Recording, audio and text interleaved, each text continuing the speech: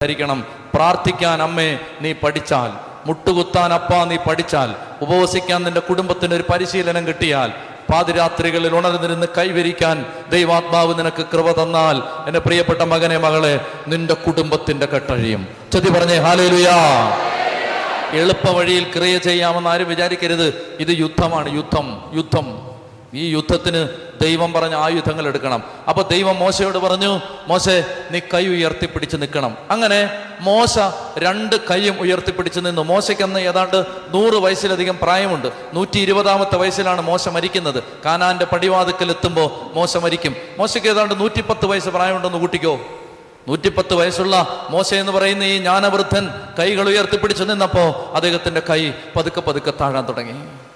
എത്ര ഉയർത്തിപ്പിടിച്ചിട്ടും അല്പനേരം കഴിയുമ്പോൾ ശരീരത്തിന്റെ സ്വാഭാവിക തളർച്ചയുടെ ഫലമെന്നോണം ഈ കൈകൾ താഴാൻ തുടങ്ങി.